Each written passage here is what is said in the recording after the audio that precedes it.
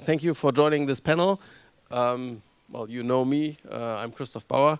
I would like that you introduce yourself just briefly, and then we can start to talk about current trends and practical relevance of EU privacy law.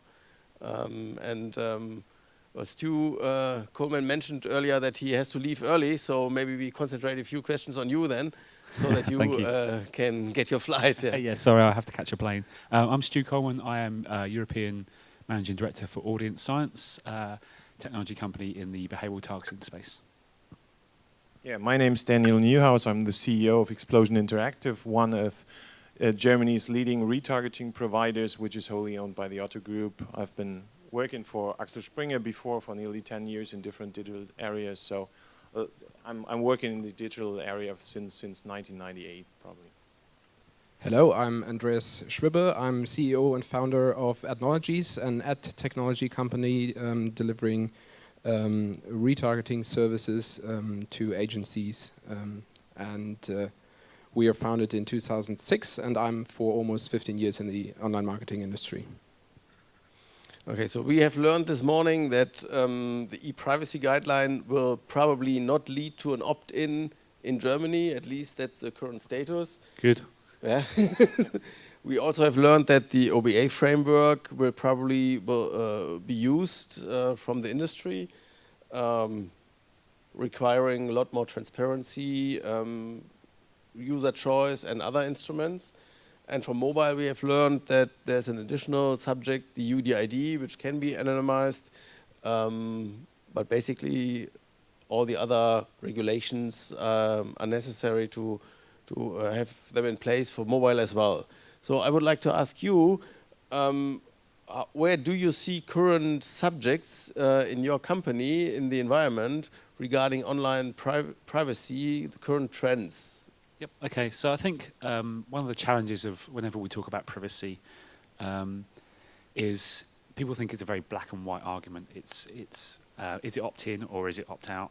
And people tend to get caught up on discussing that very simply. It's not as simple a subject as that, and it's a subject that's actually a lot broader and probably is kind of shades of grey. I think the challenge we face with privacy, and as a company, something we very significantly recognise, is the issue is more that as an industry we haven't done a good enough job over the last however many years in telling people what's happening. Most of the research suggests that when you ask people are they worried, they say yes, but when you explain the controls that are in place and what's actually happening and you ask them again, are you worried? Most people will actually, I'm not so worried now, I'm pretty comfortable with that process. So actually the argument and the work as an industry that we should be doing, and certainly something AudienceScience really supports, is more to do with the education. It's more to do with making sure people know what they're doing, or make sure people know what's happening and how they can control it. And when you have that in place, when people know what's happening and they can control it in a way that they're comfortable with, the broader issues tend to not really play a part. So our focus is in absolutely supporting the industry work we're doing around the framework, and the foundation of that framework is notification. People know what's happening. It's choice. It's you can do something about it, and it's education. And to me, education is the biggest bit. We need to let people know what's happening, and be confident that when we do, they're going to be pretty comfortable with it. We see that with Facebook. We see that with Apple iTunes policies. So let's be open, transparent about what's happening, and trust that things will be okay. I totally agree. I think we're discussing too much the threats that are coming from the EU privacy discussion. It's not just a threat, it's a chance. Because if you look at polls that have been done in the last months or last years, you will see that users don't trust the internet. They don't trust internet companies because they don't know what people are doing with their data. And I think that's exactly what Stuart says. We need more transparency, we need more education of the people so they understand. And then the chance is much bigger because there is an issue besides legislation. There's a cookie deletion rate, and that goes up and up and up and up. And companies like AVG and Kaspersky start putting things into their virus softwares, and that way that will even grow faster. And I think if we can stop and bring acceptance and transparency, we won't have to deal too much with legislation, but more with the users who don't give us their trust any longer. I've just seen a poll where they have asked people if they trust what happens or if they feel comfortable that they provide data in exchange for free services. And in Germany, at least, 22% of the people say, yes, we do. But 22% is nothing. But large parts of the internet are based on this fact. So I think there is a much bigger threat than just the legislation. Andreas? I agree also. So nothing to argue here. Yeah. I agree, and what I want to add to this discussion is that the EU Privacy Directive is from a discussion from the legal perspective. And although I'm from a technology company, I'm used to technical discussions. All the common answers are on a technical base. So we're talking about cookies, but privacy has nothing to do with cookies. So we need, of course, to be more transparent and offer choice to the users and make them understand what really happens and what is the benefit out of personalization. So basically, you all said we need more transparency, more user choice. But what does that mean? So what can we do with our models to be more transparent, to offer more user choice? Yep. I think that falls into two areas. One is, I think, the way in which we notify consumers has to be a lot more visual and a lot more common. The icon, the ad choice icon, I think is a great initiative. It will take time for people to start to recognize that that is the icon for privacy and the icon around control. But I think we have to, as an industry across Europe, get behind that icon and really promote why it's there and the consistency of that message. I think it's a really obvious thing to do. I think it also requires everybody to play their part, to position the notification around cookie use and data use prominently on the site, and again, not be scared or worried about the impact that will have, and understand that in doing so, they're creating an atmosphere of openness and transparency. I think that's absolutely critical. I think I think the icon is very good, but it definitely needs a campaign from the industry in order to support the icon. We set our own icon 24 months ago in every creative we delivered, and we today still face very few people clicking on this icon in order to understand what's happening. So we really need a campaign from the industry that supports the icon. Yeah, and I was going to say, I'd argue it's also not just about clicking. It's not our job to make people click. It's our job to make sure people understand their choice. If the outcome of the icon project is no one clicks on the ad, but there's a really high recognition rate, that's great. Getting people to click is not the objective. Getting people to understand why it's there and what choices they have absolutely is the objective, I think. But I don't think that a campaign alone will help us. I think that we need legislation. And everybody's, when the discussion about the EU privacy discussion that's going on with the Article 29 group, etc., it's always that everybody sees only threats. But it's not just about the question, how can we limit the opportunities that this industry has, how it can deal with data. But there is another part of it, and that's something we definitely need. We need a consent or a common data privacy regulation all over Europe, or better, all over the world. But I don't think we'll have it over the world. But if we have it in Europe, then people can trust. And then we won't have the media discussing things in a way that is founded on disknowledge and is just not what's really going on. So if we have this basis that is clear, that is understandable, then we can have campaigns. But in this sense, I don't think that the opt-in will be coming, but we need this legislation. That's something I really believe in. I agree, but the problem with legislation is it's always slow, very slow. Yeah. And that's a problem in our fast-moving industry. So I think that self-regulation is really the first place to go, and in order to make the industry as well understand what is offering transparency and choice and education for the users. Yeah, I think it's both. I think there needs to be legislation which is just basic, and then there needs to be self-regulation based on that basis. And I agree completely, legislation normally moves too slow, so that might be a big issue.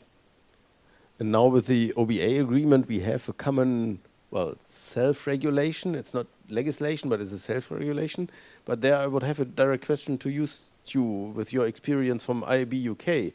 In the past, UK did not ratify the EU directive from '95, so it had a very different privacy law than continental Europe, and that was a big advantage for some US companies coming to UK and offering their business there. Do you see there a different trend, so that UK is going to the same regulation, same legislation, using the same legislation as all the other European countries? I think one of the challenges of European law is every country is different. Every country has a subjective view on a directive based off their own kind of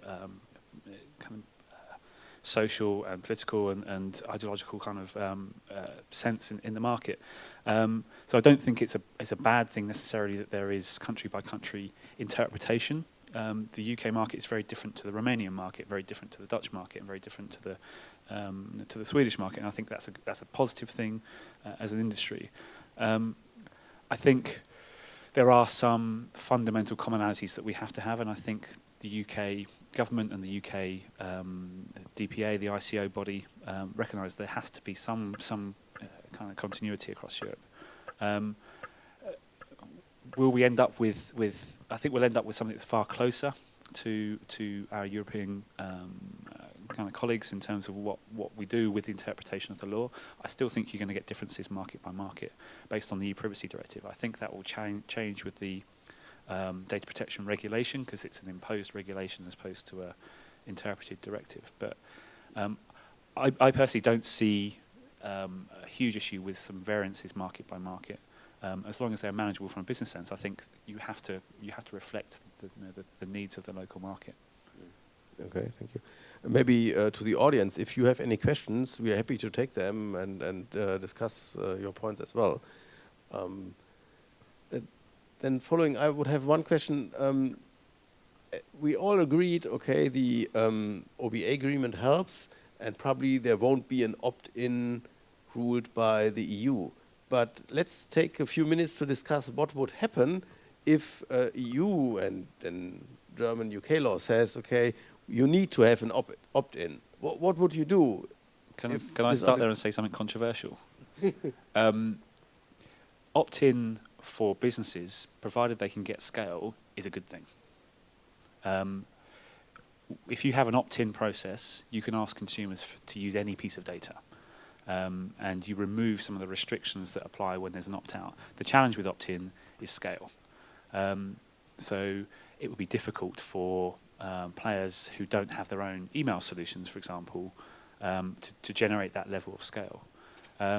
So I think the opt-in argument isn't always an argument about it's bad for business. It's more it could be good for business in a sense, provided you can get that scale. The challenge is the only people who can get that scale are Google, Microsoft, Yahoo, United Internet, Facebook.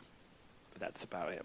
And the question is, how should that opt-in work? If it's just based on the cookies that we have these days, which are not permanent but can be erased easily, who should invest that much money to renew opt-ins every 3 months because you don't know afterwards who the user was? So you always start again from the beginning. I think there is definitely a chance for an opt-in. If there would be a permanent storage of that opt-in until the user rejects it or erases it, then opt-in would be probably a good way to go, because there is money in the market, the data is needed. We would, as Stuart just said, be free of some of the regulation problems that we now have. And I think there is a chance for companies to be more creative how they can get them. But at the moment, these things are erased. 60% are gone after 6 months. And who would invest in bringing these opt-ins again and again and again? And no user would give that. No user would understand why you should give that again and again and again. I think the challenge with opt-in, actually, ironically, isn't one long-term for business. It's one long-term for consumers. consumers' privacy, ironically, would be worse under an opt-in regime than it is under an opt-out regime. Under opt-in, users still aren't going to pay any attention to privacy policies. They still aren't going to really worry about what they're opting in or opting out of. They're just going to tick a box because they want to get to the website and find out the information they want. So they will just carry on opting in the same way they do with Apple iTunes privacy policies. It's 37 pages long. No one ever reads it. But in going that opt-in route, consumers will give up more information. So ironically, consumers will have a worse privacy situation with opt-in than they do with an opt-out process. I think that opt-in could only work with PII data.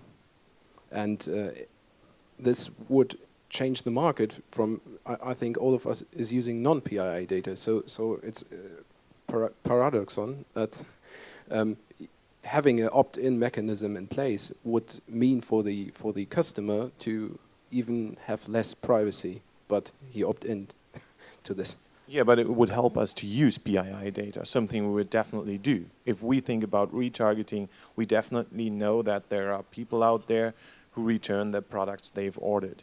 And these people have certain, you can recognize these people, you could find out that they do and make retargeting, for example, more effective. And a lot of other things would make sense that you integrate CRM data or PII data that companies have, but we don't at the moment because of the privacy situation. So in that way, if there were an opt-in, we would start exploiting much more what we know about users than we do these days. That's not necessarily good for consumers, though. Yeah, definitely. Yeah, that's what you said, and I totally agree. I would also like to discuss another subject, and that's about the misuse of data and data scandals. I think due to good management in our whole online marketing industry, there have not been big data scandals in the past. But we still need to work a lot on that it never happens. So what are you doing to prevent misuse of data? And what do you think should the industry in general do? Yep, I can start with that.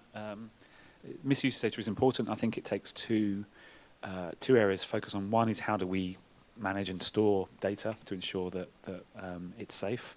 And I think every company has a responsibility to place that right at the centre of its business and its infrastructure. We store ours very carefully. The way we process data, we process in a very secure environment. We double encrypt all cookies. We've never had and don't ever plan to have any data leakage from our system. Plus, to be honest with you, the data that would leak would make absolutely no sense to anybody anyway, because it's all written in ones and noughts. But that should be a fundamental for every company. Companies that enter this space without a strong focus on how they manage people's data is dangerous. But the second part is, and how do you then use that data? And I think, just to give one example, AudienceScience is a business we absolutely support controls around certain types of data, age-related, health-related, etc., financial-related, and we place contractual obligations on our clients to not use data in that way, and we actively monitor that data use. That's our approach on it. I'm sure there are a number of approaches, but it's very, very important. You can very quickly lose trust through a very simple thing. But it's really hard to trace it. Even though you as a provider might have the chance to trace if someone misuses data or tries to track itself when campaigns are delivered. But I'm sure there are scandals out there. It's just that it's hard to trace and hard to find out what happens. We had a customer, and it happened not just once. I know the CEO called us and told us, okay, I've been to our website looking at women's fashion for night. And I went to any website afterwards, and I got advertisements or banners from one of our competitors showing me exactly the articles that fit to my behavior on our own shop. And there must have been a leakage. We have tried to find out where that leakage came from, but we couldn't. Because it's hard to trace where that goes outside. And if you look at shops, they have integrated so many pixels from so many companies, they don't even know that they're still in there. They probably don't work with 50% of the companies that they have pixels in their website, but they are still transferring data on high scale to others who do whatever they want with it. And there are definitely, is it black goats in English? It is black goats, right? Outside there, people who do misuse data, let's put it that way. The problem with all these pixels implemented is that the pixels that are fired is first-party data to the owners of the pixels, and you never know how this data is used. And the problem with this is, or the question is, who owns the data and who's able to control it? Well, you mentioned the word, Daniel, data leakage. Yeah, it's not always mentioned as data misuse, but well, a lot of people in the industry say data leakage, although most of the cases probably it's done on intent. Yeah? And I think that's the main problem. Well, with this pixels, the data isn't leaked because someone put the pixels on the shop. Yeah. So it's collected, and someone had the right to use the data. So it's difficult in terms of. But it may leak if there are pixels in the banners. If there's a campaign delivered by an agency for another company and they know they have booked a certain segment using, let's say, AudienceScience or whatever is out there, and they put on their own tracing pixel, you can't really prevent them from doing. It's what Stuart said, you put them under a contract and they have to pay a fine if they do so, but I'm sure they're doing it. Agencies don't have another chance. They need data, they need to collect data if they want to survive, so that's what they're doing. So what can we do to limit data leakage? Do we need more regulation? Do we need stricter laws, penalties? Or is it about technology to check regularly how many pixels have been set where? There's lots of things you can do. Technology, law, etc. I think, unfortunately, particularly from a technology point of view, I think there are ways and means in which data can be collected from sites that can bypass those technologies. My personal view is, I think, it comes down to fundamentals around business. I think you have to be brave in business, and you have to be transparent and upfront in business, and say to the people who you know are going to be interacting with the consumers on your site what is and isn't allowed. And be strong in enforcing that. It's not easy. There isn't a silver bullet of an answer that says do this and it's all okay. But I was a publisher for 5 years before I joined AudienceScience. I think with a publisher mindset. Publishers aren't brave enough to stand up to agencies and advertisers and say, no, you can't take my data. No, you can't run that pixel. And the reason they're not brave enough is the fear of losing campaigns. At some point, they have to make a decision and say, I'm willing to sacrifice this relationship here to enforce this policy here. If they don't do that, all the technology in the world will mean nothing because they'll still just give in and run those campaigns. And it's probably a question of pricing. Florian Heinemann this morning said that data on users or profile data like we have from Bluecay or Xlate in the US is often too expensive. And if that happens, there is a reason why it is worth stealing data that way. So if it makes sense, and if it's not necessary to steal data, then probably not that many people would do it. And will it be an even bigger problem as soon as external data, so offline data, will be merged to online data? I think that's another big trend. And legally it's possible. It's not limited by law or something like that. And then even more valuable data will come and get online, no? Yeah, I think the problem will not go away until there is a place for proper upfront and open relationships. I think the point about the cost of data is a huge one within our industry. And not necessarily about cost, it's about appropriate value and partnership and relationships. I don't think the current model of third-party data available in the market will necessarily exist in the way it exists now. In a few years' time, I think it has to evolve for many reasons. One, to do with appropriate value, but also those challenges around, well, I can take it, why should I pay for it? If we're going to start addressing those, I think we have to evolve the model and evolve the way in which we have a data relationship. I also need to catch a plane. Huge apologies for leaving capable hands. So maybe a last question from me, but happy. You can leave here. If you have to leave, go. Okay, thank you. Maybe a last question to you two. So we discussed about EU privacy regulation, trends and current practice. Would you see a need for more regulation, concrete more regulation in some places? Or would you say, okay, now with the OBA framework, if everybody implements it, it's a good step and it's sufficient for some time? Or do you see any need in more regulation looking at the EU? I think that self-regulation is a good way to put it, because self-regulation is not, as people often think, not worth the paper it's written on, because it's bound by competitive laws, and there might be easily fines, much easier than there might be if there is a privacy regulation on the EU basis. So that way self-regulation might really work, but it needs to be approved by the legislation. As long as it feels that it's just a gray zone in which this self-regulation is dealing, then it's not enough. As soon as that is approved and everybody accepts that this self-regulation is sufficient to do retargeting, any form of targeting based on that, then we're fine. I think self-regulation is a good way to start. And what I expect from the legislation is that we have a common legislation across Europe, so that we don't have a legislation that is complex and fragmented like the display advertising ecosystem today. So we don't need this additional complexity. Yeah, definitely. So one question from the audience.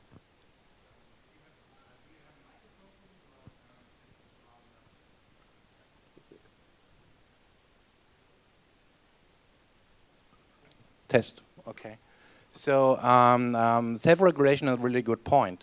Did you heard about the ad player project here in Germany? Because you're two German technology companies. So the Ministry of Economy in Berlin expects a self-regulation until the end of next month, so the 30th of April. Did you take part at that technology? Because so I'm working for the Edition Technologies, an ad server provider, one of the hugest here in Germany. We developed together with AdTech and the ad player project, which is currently in testing on all huge publisher sites here in Germany.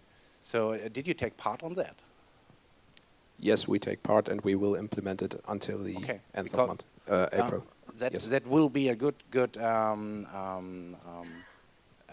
I think.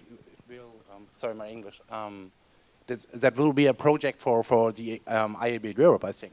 Christoph, you're in the discussion too, aren't you?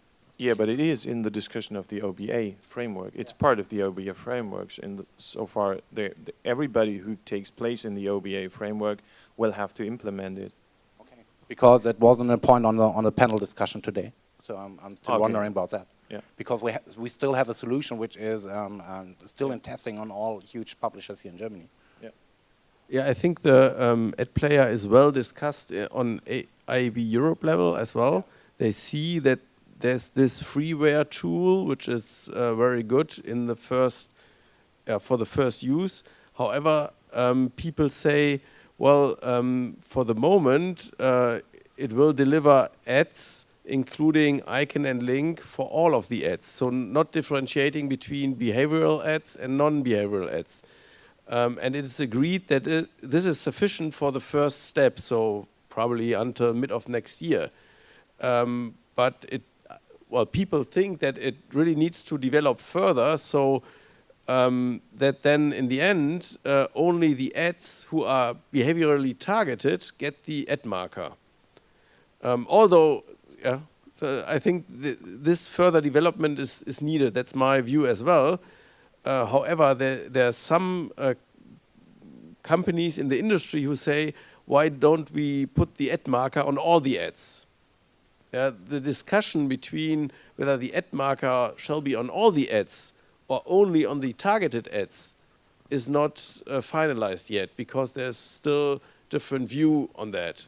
But it's always the same discussion. So I think it's needful to get a solution on the road. Yeah. So I heard about this discussion since 2 years or more, and there's no solution. And I'm still wondering why you don't discuss about this ad player solution, because it's a really good base for all further developments. So this is still a base that it's similar to the WASP player, that all technology providers can put their information, am I delivering a behavioral targeting ad or a retargeting ad, to the ad player, which is still implemented on the first site, on the first cookie, and that's the solution we need. And absolutely, and that's what I meant with my first statements. IB Europe sees that, and all the people say, okay, it's very good that we have this tool, ad player, and they like it a lot because with that it enables even smaller companies to use that tool and to place the icon and link, so the ad marker on the ads. That's really very good. But I also wanted to say that further development is needed there. It's a good way to start. So Xplosion and Adnologies are still prepared to take part on this ad player and are able to implement their behavioral targeting information into this ad player. Yeah, we are already working on it. So. Uli.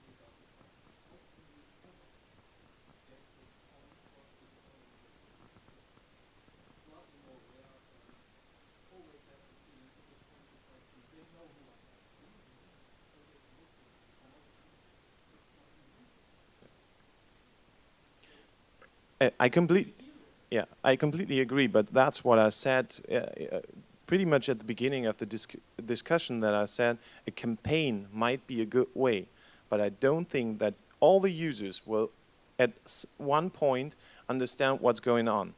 I think that we need to build trust, and that means a legislation that is understandable, that is there. At the moment we don't have a legislation, we have an unlegislation, because right, exactly, yeah, and it's not exact. It's not in detail concerning our industry and what we're doing. So there's still a lot to discuss, or a lot to how you can look at it. So I think that trust needs to be built up, and there needs to be a basis where trust can be built up on. Because at the moment, media only concentrates, for example, when they do their reports on data privacy, on what's going on and how terrible it is. As soon as there is a legislation, a self-regulation, and something that is clear, I think we have a chance to get that way. But at the moment, we're doing a lot, all of us, we're doing a lot to make it even worse instead of better.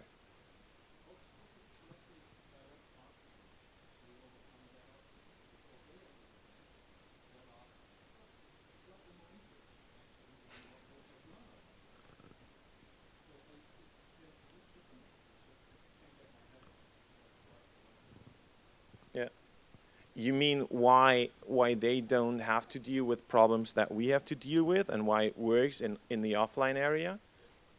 It's a good question, probably because it's old and it's accepted, and that's what I meant. We need trust and we need acceptance, and everybody's a little bit pissed by having his mailbox completely full with stuff that's been sent to him, but it does not really feel bad that it happens. So. But I think it mainly came from companies that people do trust. In online, it's since people don't understand what's going on, since there's a completely nonsense discussion around this topic, how should they feel comfortable with what's going on? So it's not just a campaign, and I don't think that everybody has to understand it so that it works. You drive a car, although you don't understand every part of it. And there might be threat in that car that might explode or anything. But you, as a car maker, you don't have to explain someone exactly how the last screw of that car works. That's not what it's for. But people do trust in Mercedes, they do trust in BMW because they have seen that they're doing a good job. And that's what we gotta do. We gotta do a good job and we gotta build trust. That's what I meant. And if we really make it and don't try to avoid data privacy, but really accept that data privacy is the basis that we're living upon, then there is a chance that we can make it better. And that's why I said in the beginning, legislation is not just a threat, it's a chance, but we need to really accept this chance and work on it. I think there's also a difference between the offline and the online world, because online you get stalked by creatives. Your mailbox is, you receive a lot of stuff you're not interested in, but it's not the same flyer every day again. So, and we have nobody has ever gone that deep in the offline area, because if we look at what retargeting does, you look at a product, you go to the next website, and whoop, there is a banner that shows you exactly what you've looked at. So if you get mail, it always takes a few days till you get something. So they just send you something because you're interested in fashion. You don't have the connection directly to what you've done before.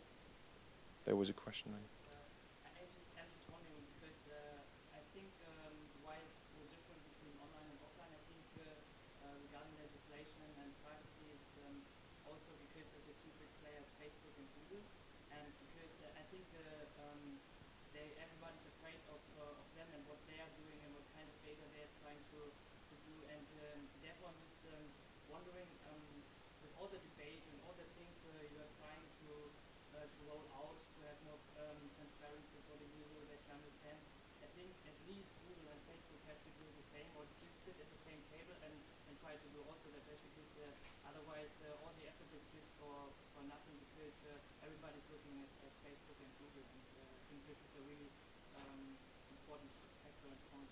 Yeah. And that's the danger when it comes to an opt-in, because these people are able to generate enough opt-ins, and then it gets much worse for the user because he won't understand what's going on. Look at the data privacy rules of Google. I don't know if everybody understands what's going on. Probably 98% of the people out there won't understand. Any further questions? Otherwise, thank you all. Thank you, Daniel. Thanks. Thank you, Andreas. And I think, well, I guess we all work further on building trust and transparency for data privacy.